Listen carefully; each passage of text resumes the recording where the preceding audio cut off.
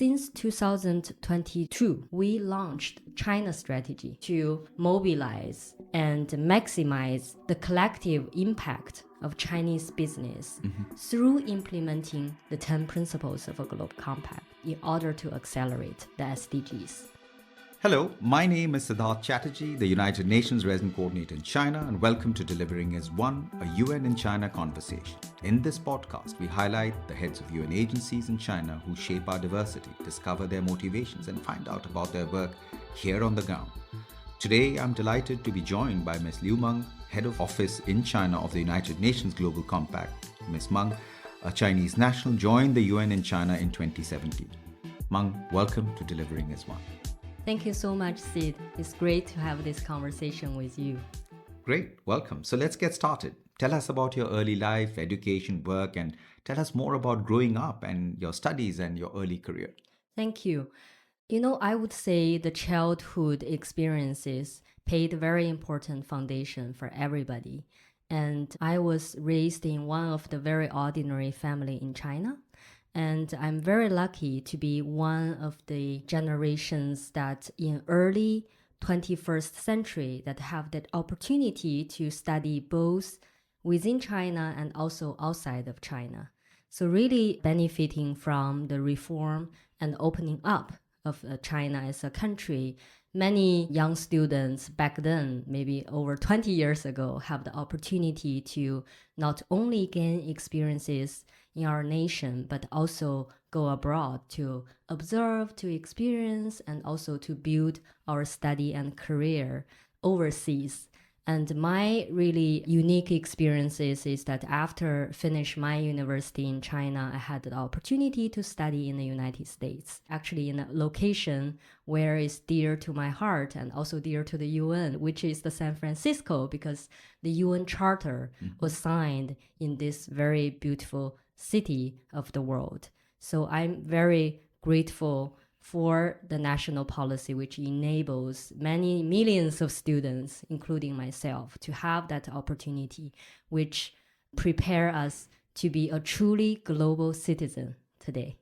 Fantastic. And so after your studies, what did you start doing? What was your early career?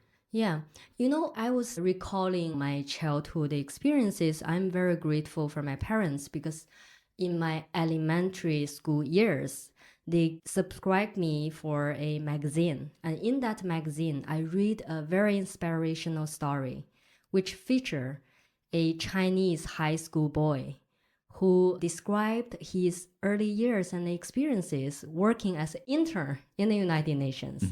And that really triggered my strong interest to pursue a career focusing as an international civil servant and focusing on international affairs, peace, development, for work for humanity.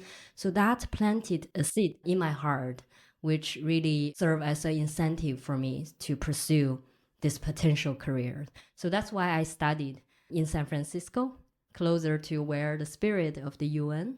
And then later, I'm sure, including yourself, Sid, along your very impressive career and also many of similar leaders, you are grateful. You must be grateful for many people who used to support you and help you. So do I.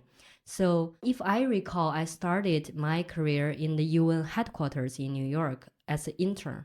And my first supervisor is actually from Africa. Okay. I know, Sid, you have a special love for Africa, right? Yeah. So he's a gentleman from Uganda. Until today, I'm very grateful because among probably thousands of resumes, he picked me as his intern. And that gives me a very good entry point to the United Nations, where I started to support on communications and outreach function in the UN OHR LLS, which is the UN Office of High Representative for Least Developed Countries, landlocked developing countries, and small islands developing states. So that's really my day one, entering into the UN agency and have a first-hand experience and observation to see whether, the individual fit with the organization and also the organization, can take this individual. So really building up experiences within the system. Later, I have the chance to serve for the UN Global Compact. and how time flies. And I cannot believe it's nearly 20 years I worked in this organization. Wow. Yes. Awesome. And I would say that I benefited a lot from my early career, from many inspirational leaders, including yourself today. And my first supervisor was from Africa. And later, I served 3 executive directors in the UN Global Compact. And they are from Western Europe, Nordic country, and also Africa again. So I would say I learned many things from these leaders. And luckily, because I'm sure, probably Sid, you know better than anyone, or you can elaborate even better how and why China is so important as a market. So does it for the UN Global Compact. I was very lucky to be sent and selected by our headquarters to be sent to China in 2017 to serve as the head of the office here. So I have that opportunity to work with you and under your leadership to deliver S1 as your podcast, focused. So I'm very grateful for that opportunity. And over the years, I learned a lot and will continue to improve myself to better serve this organization. Fantastic. So, in a sense, you've already covered the second part of my question was about how you came to work in China. So that's fantastic. So tell us, what does your organization do to support the people of China, the country's priorities, and the UN family at large?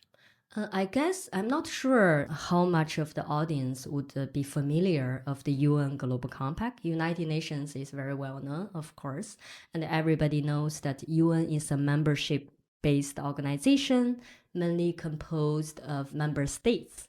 And I would say Global Compact is one of the breakthrough innovation within the UN system. Well, thanks to Mr. Kofi Annan, our former Secretary General, who had the vision. Yeah. Yes. So the late Secretary General, Mr. Kofi Annan, really invented this idea.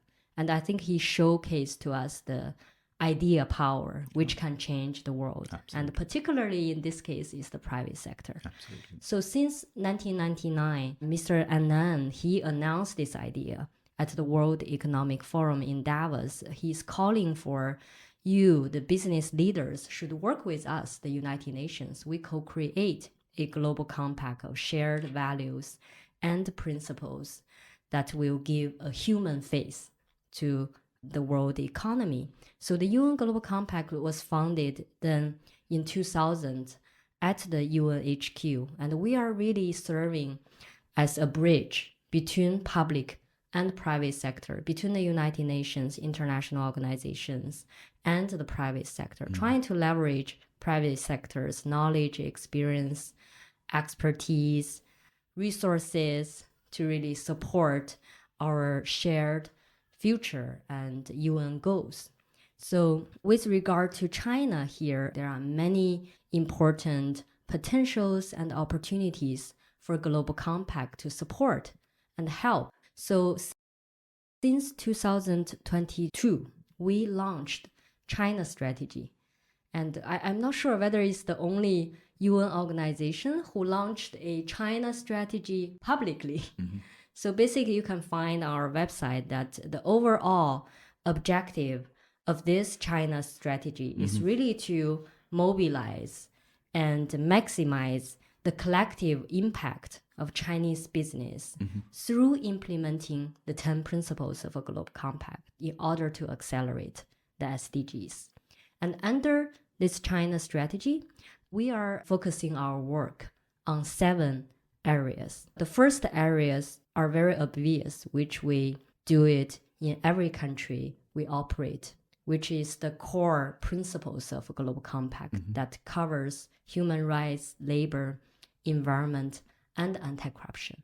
And all these principles are from international law or international conventions. So the other 3 areas, I would say we're combining UN's goal and expertise together with China's development ambitions and the direction, and join force towards a bigger global goal.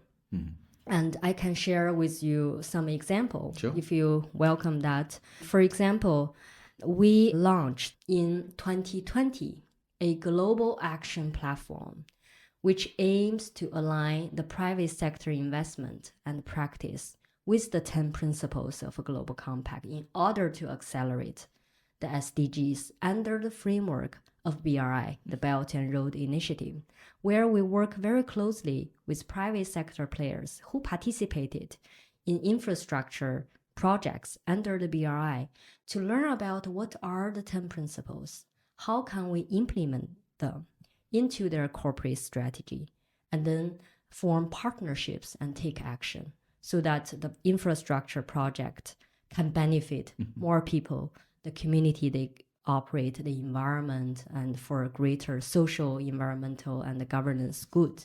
So with thanks to the support from the UN Peace and Development Fund, we were able to produce last year, on the 10-year anniversary of the Belt and Road Initiative, major deliverables, including guidance, tools, projects, etc., to really help enhance the building of capacity for private sector players. No matter you invest under the BRI framework or you generally operate from an infrastructure sector, you can use all these tools. This is a great public good that we are striving to add value for the private sector in any part of the world. So I think, that's one example as one of the key areas in our China strategy to continue to build on international standard and leverage and mobilize private sector to fulfill these fundamental principles in order to achieve and advance 2030 agenda. So another example could be, we all know, and also I hear from many of your remarks, that how to synergize between Global Development Initiative, which Chinese government proposed, and the SDGs, which is our goal, right? So we launched since 2024, a GDI, refers to Global Development Initiative, for SDG pilot project, where we're working with companies, multi-stakeholders from Asia Pacific countries to come together to tackle ocean plastic crisis. And we are not only doing thought leadership development, we are trying to map the scope of the challenge and also what private sector's role. We're actually incubating on the ground practical projects, forming partnerships to build kind of a mini circular economy models to showcase, okay, plastics, you can first reduce it, then later you can replace it, and then you can reuse it to form a circular economy model. So this year, on the 20 years anniversary since the UN Global Compact proposed the notion and concept of ESG, environment, social, and governance concept, we will be launching many tangible projects under this GDI for SDG pillar. And we also are exploring further partnership opportunities and see how we can mobilize the private sector to help advance South-South cooperation. I know, Sid, you are very active engaging also with FOCAC, Forum on China-Africa Cooperation, and we are also incorporated into our China strategy to see how we can, through China-Africa private sector cooperation on climate, poverty alleviation, on circular economy. Food security. Exactly. Food, agriculture, all these sectors are so important. So let's look at some of your beneficiaries. Could you provide some insights on your key beneficiaries of your organization in China? Since day one, when the Global Compact launched, we make it very clear that we're a membership-based organization. So all of our participants are from the private sector. So of course, the beneficiary first will be the private sector. But if you are thinking further about the footprint of the private sector, they have their environmental impact, they have their people's impact, the employee relationship, and the impact towards the communities, the greater base of consumers, etc. So I would say the direct impact of UN Global Compact is on companies, because we are helping them to build capacity on understanding and taking action on international standard. And the indirect beneficiary will be basically including every stakeholder, I think including government, including think tanks, including communities, including people, natural environment, etc. So we're really taking a very inclusive approach, partnering with this multi-stakeholder group to first help companies, and second, also to benefit them all. Great, great. And right now you are at what, 800 companies that have enrolled in Chinese companies that are part of the UN Global Compact? I'm very happy to share with you, Sid, is that we are growing, even though we're facing global economic downturn, right? Everywhere there's challenges. But the number of Global Compact are increasing steadily. Excellent. And here in China, we are experiencing annual growth rate of 30%. Great. So now we're reaching nearly 1,000. Oh, fantastic. But still, compare with the size of China as a huge market, we think there are great potential Of course, and many things to do. Absolutely. And working with you. Given the fact that there are a total of 23,000 companies right now with the Global Compact globally, I think this is quite an impressive number that we've already reached. Exactly. That's and great. I'm also grateful and impressed that I see in every of your major keynote speeches, you are promoting the Global Compact. Well, so we know without the private sector, we won't be able to achieve the SDGs. That's absolutely clear. Yeah, exactly. We hope more UN agency heads will do the same, following your best practice. Thank you, Sid. Okay, so tell us about your key strategic priorities. Identify some of the remaining development challenges faced by China in the coming years and how your organization, as part of the UN family in China, will assist China in achieving the SDGs. So basically, everything we do here in this market is really guided by our China strategy, which I just introduced, the 7 major areas. I think one of the focus for us is really trying to deepen existing work in these 7 areas, because nowadays you would see more and more companies, they not only demand thought leadership. You tell them the market trend, what's latest on sustainability, what's UN's goals, etc. is not sufficient. You actually need to show them what are the opportunity for them to continue to make profit based on their good ESG or sustainability performance. So many companies see us as a great platform to realize a slogan, Sid, I remember you invented, it's called convene, connect, and catalyze. Catalyze, yes. Yes, right? Connect, catalyze. Yes. So that's why here in China, we not only develop, report, tools, guidance, and we also organize capacity building workshops to hand by hand to teach and also learn from Chinese company for continuous improvement, because sustainability journey don't have an end. Absolutely. You need to constantly catch up. And also, I think what is remarkable and really strikes me is that although our operation is not big, but we are gradually working very closely with the private sector players to incubate some innovative SDG solutions. And we will see results within this year.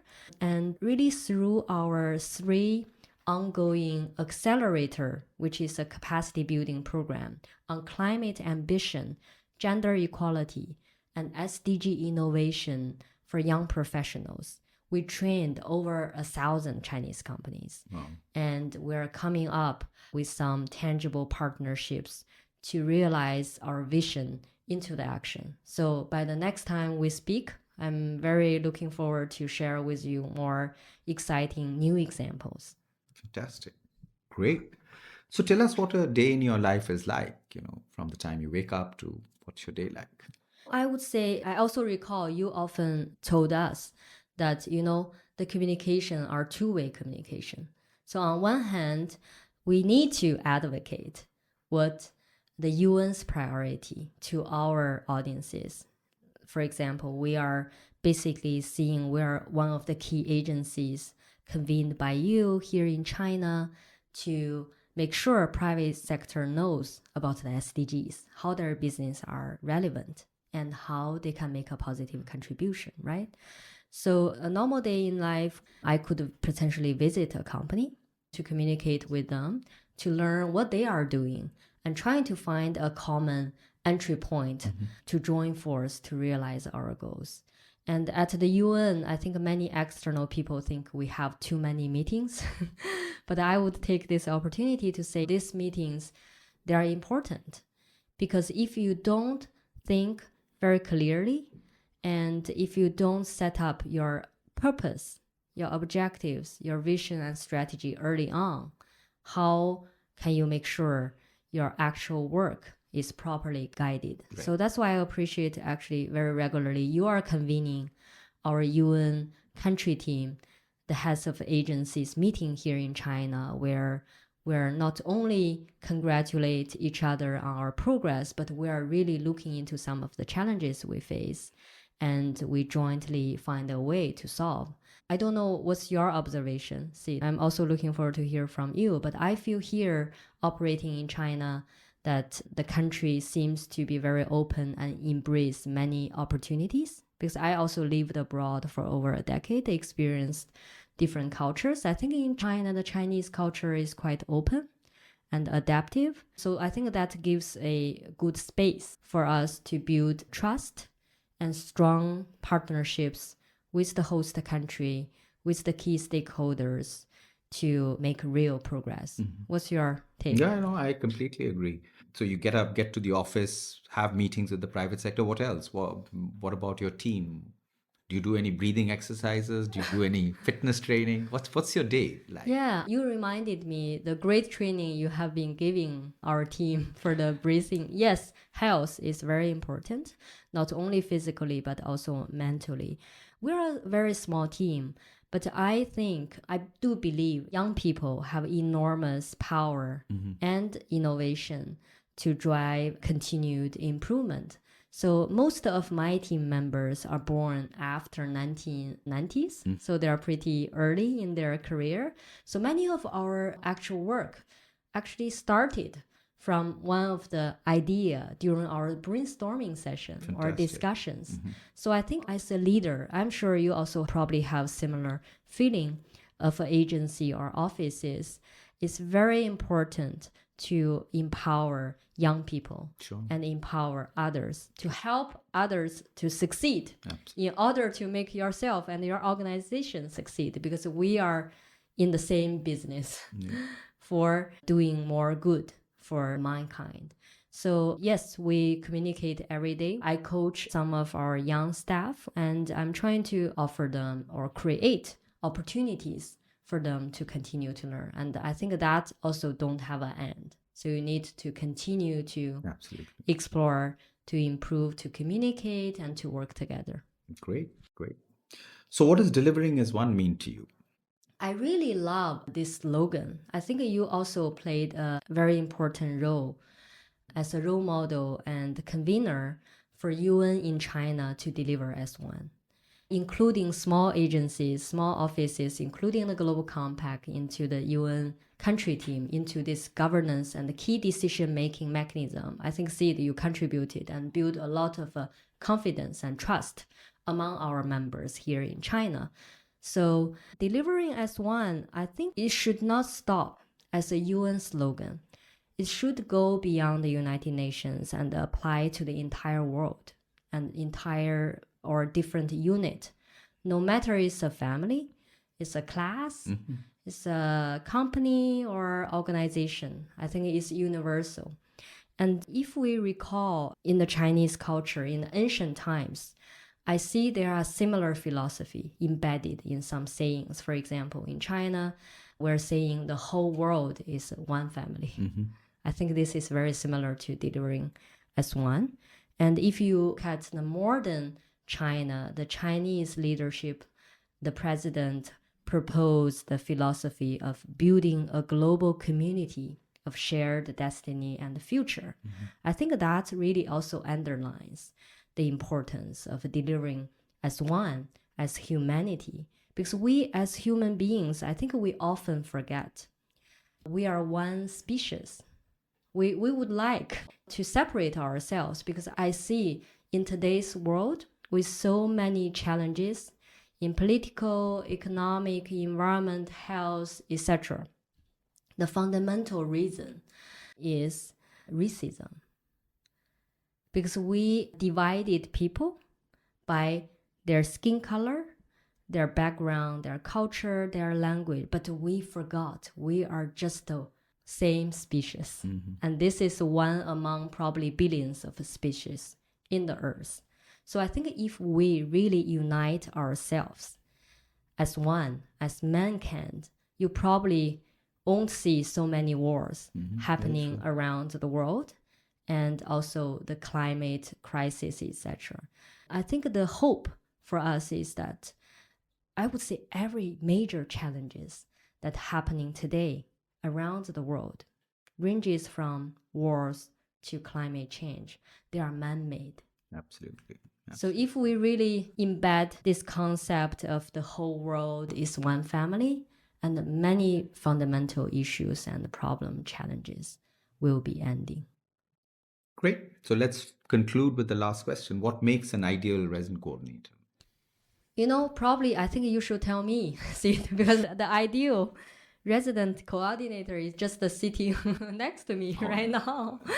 And, I think as the name already specified, first, resident, you need to make yourself available. So that's why I appreciate you regularly speak with many of us and to learn our organization's progress where we need help. And you generously helped us, no matter its idea or its approach or its connections.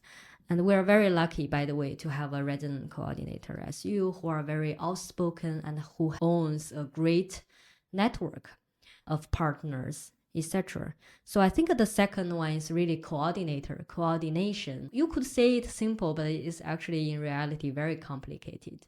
So how many UN agencies do we have in China, Sid? 28. Yes. Look, so you need to basically coordinate 28 agencies here in China to make sure our goals are aligned. We create synergy in our work. We don't compete. Well, we don't reinvent the wheel.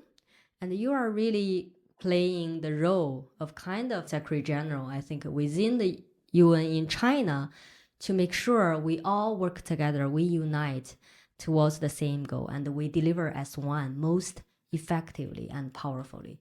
So I appreciate many joint initiatives that you created in this market where the UN Global Compact is so lucky to be part of, including like UN partnership platform, and you make us enter into the partnership and key conversations between China, Africa, cooperation, etc., build on your great experiences back in Kenya, etc.